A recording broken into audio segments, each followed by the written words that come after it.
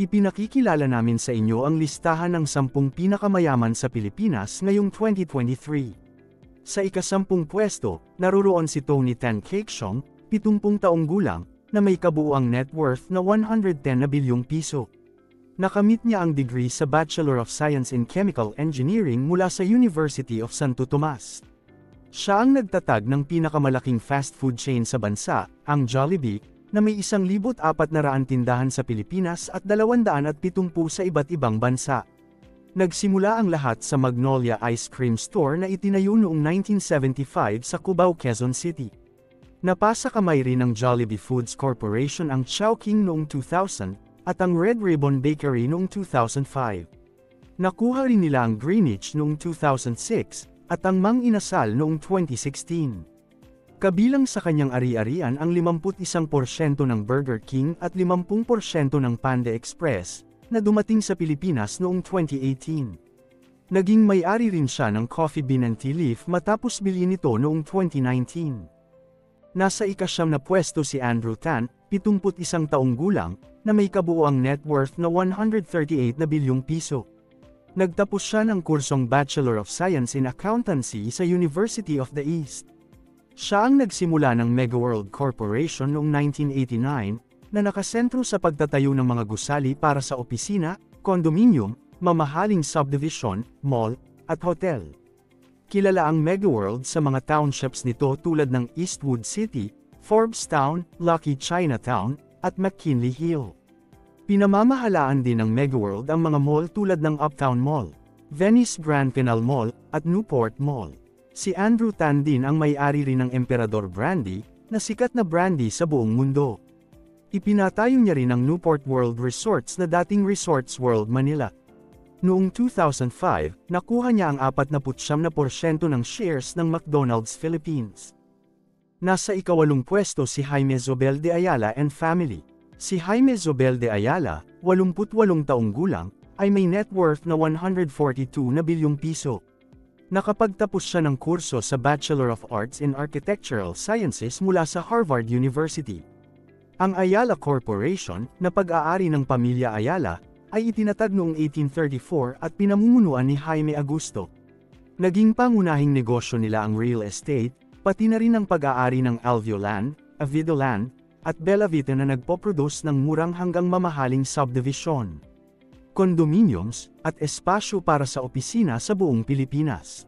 Ang pamilya ay may hawak na 39 na Ayala Mall sa Pilipinas. Sila rin ang may-ari ng BPI o Bank of the Philippine Islands, at ng GCash, ang pinakamalaking digital wallet sa bansa. Sila rin ang may-ari ng Globe Telecom Incorporated. Isa sa kanilang negosyo ay ang Manila Water Company Incorporated na isa sa mga water supplier sa Metro Manila. Nasa ika-7 pwesto sina Isidro Quezonji and siblings. Ang pamilya ni Isidro Quezonji, na may kabuuang net worth na 147 na bilyong piso, ang nasa ika-7 pwesto. Si Isidro ang panganay sa mga anak ng yumaong ama, si David Mendoza Quezonji, na nagtayo ng mga negosyo at ari-arian ng pamilya. Itinatag ni David ang DMCI noong 1954, isang contractor sa pagtatayo ng bahay at infrastruktura. Kasama sa kanilang proyekto ang pagtatayo ng residential condominium sa iba't ibang bahagi ng bansa gamit ang DMCI Homes. Sila ang major stockholder ng Maynilad, isa rin sa mga water supplier sa Metro Manila. Nagmamay-ari rin sila ng iba't ibang negosyo sa industriya ng pagmimina tulad ng Semir-Ara Mining Corporation at DMCI Mining Corporation. Kabilang din sa kanilang pag-aari ang DMCI Power Corporation at Semcalaca Power Corporation, mga kumpanyang nagpoproduce ng kuryente sa mga Pilipino. Nasa ika-6 na pwesto ang pamilyang Aboitiz, may kabuuang net worth na 160 na bilyong piso. Ang Aboitiz Group ay itinatag noong 1800 sa pamamagitan ng pagbebenta ng mga abaka mula sa Ormoc, Leyte. Si Paulino Aboitiz, isang anak ng Kastilang magsasaka, ang nagtayo nito matapos lumisan sa Pilipinas. Sa kasalukuyan, nasa ika-4 na henerasyon na ang nagsusustento sa kanilang maraming negosyo. Kabilang sa kanilang negosyo ang Aboitiz Power Corporation, na may mga power plant at distributor ng kuryente sa buong bansa. Sila rin ang may-ari ng Union Bank of the Philippines, Citibank Philippines, at City Savings Bank. Sila rin ang nagmamay-ari ng Philmaco Foods Corporation, isang malaking supplier ng harina at feeds. Sila rin ay mga contractor na nagtatayo ng bahay at infrastruktura sa pamamagitan ng Aboitiz Infra Capital Incorporated. Mayroon din silang Aboitiz Land Incorporated, na nagpo-produce ng mga residential community sa Pilipinas. Nasa ika-5 pwesto sina Lance Gokongwei and siblings, na may kabuuang net worth na 172 na bilyong piso. Ang pamilya ni Lance, kasama ang kanyang mga kapatid, ay mga nagmamay-ari ng mga negosyo na itinayo ng kanilang yumaong ama, si John Gokongwei Jr. Ang kanilang pamilya ay may-ari ng Universal Robina Corporation, na itinatag noong 1957, at nagpo-produce ng mga brand tulad ng Nissin, Jack and Jill, Great Taste, at iba pa. Mayroon silang 54 na Robinsons Mall sa Pilipinas. Ang kanilang Robinsons Land Corporation ay nagpo-produce ng mga subdivision, opisina, at condominiums. Pagmamay-ari rin nila ang Robinsons Supermarket, Robinsons Easy Mart, Toys R Us, True Value, Handyman, Daiso Japan, at Savers Appliances. May-ari rin sila ng The Generics Pharmacy at Southstar Drug. Sila rin ang may-ari ng convenience store na Ministop na ngayon ay kilala bilang Uncle John's. Ang pamilya rin ay namumuno sa low-cost airline na Cebu Pacific. Nasa ika-4 na pwesto si Ramon Ang, 69 na taong gulang, na may kabuuang net worth na 188 na bilyong piso. Nakatapos siya ng kursong Bachelor of Science in Mechanical Engineering sa Far Eastern University. Siya ang presidente at CEO ng San Miguel Corporation, isa sa pinakamalalaking kumpanya sa Pilipinas, na itinatag noong 1890. Ang San Miguel Corporation ang may-ari ng San Miguel Brewery Incorporated at Ginebra San Miguel Incorporated na nagpo-produce ng mga sikat na alak tulad ng Red Horse, San Mig Light, at GSM. Pagmamay-ari rin nila ang mga brand tulad ng Pure Foods at Magnolia. Isa sila sa may hawak ng mga shares sa Skyway System, Star Tollway, South Luzon Expressway, NAIA Expressway, at TPLEX. May-ari rin niya ang San Miguel Properties Incorporated na nagpo-produce ng mga subdivision, condominiums, at mga opisina. May-ari rin siya ng Petron Corporation, pinakamalaking kumpanya ng langis sa bansa. Siya rin ang nagmamay-ari ng SMC Global Power, isa sa pinakamalalaking tagapagbigay ng kuryente sa bansa.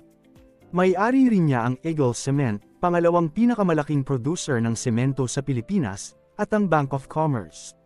Nasa ika-3 pwesto si Enrique Razon Jr., 63 taong gulang, na may kabuuang net worth na 415 na bilyong piso.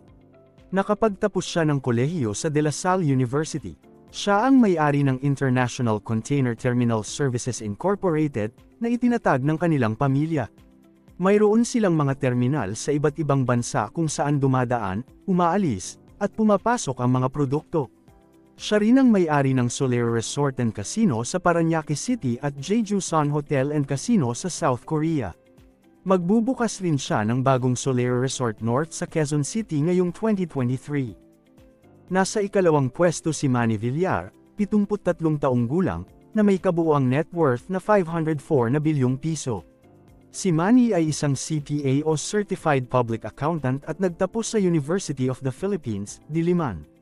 Naging pangunahing negosyo niya ang real estate, at siya ang may-ari ng Camella Homes, pinakamalaking tagagawa ng bahay at subdivision sa bansa. May-ari rin niya ang Vistaland, na nagpo-produce ng mga condominium at opisina, at ang Lumina Homes at Bria Homes, na nagpo-produce ng mga proyektong pabahay na mura. May mga Star Malls at Vista Malls din siyang itinayo sa iba't ibang bahagi ng bansa. May hawak din siyang all-home, all-day supermarket, all-day convenience store, at iba pang negosyo sa industriya ng retail. Ipinatayo rin niya ang Golden Haven Memorial Park, isang chain ng mga pribadong sementeryo.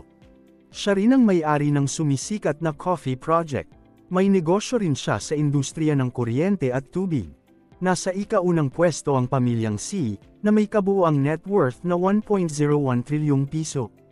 Ang mga magkakapatid na Teresita, Elizabeth, Henry Jr., Hans, Herbert, at Harley ay mga nagmamay-ari ng mga negosyo at ari-arian na itinayo ng kanilang yumaong ama, si Henry C. Sr. Sila ang may-ari ng 79 na SM Mall sa Pilipinas at 7 sa China. Mayroon din silang SM Development Corporation o SMDC na nagpo-produce ng mga condominium at opisina. Nagpo-produce rin sila ng mga produkto tulad ng SM Hypermarket, the SM Store, SM Appliances, at Alpha Mart. Ang kanilang pamilya ay may-ari rin ng mga specialty stores tulad ng Watsons, Ace Hardware, Toy Kingdom, Baby Company, Min-Iso, Kultura at iba pa. Sila rin ang may-ari ng BDO Unibank at China Banking Corporation. May-ari din sila ng mga hotel at paaralan. Maraming tao ang gustong yumaman ngunit marami rin na taong galit sa mayayaman. Ano ang opinyon mo sa video na ito? Mag-comment lang sa ibaba at huwag kalimutan mag-like at mag-subscribe kung nagustuhan mo ang video na ito. Maraming salamat sa panunood.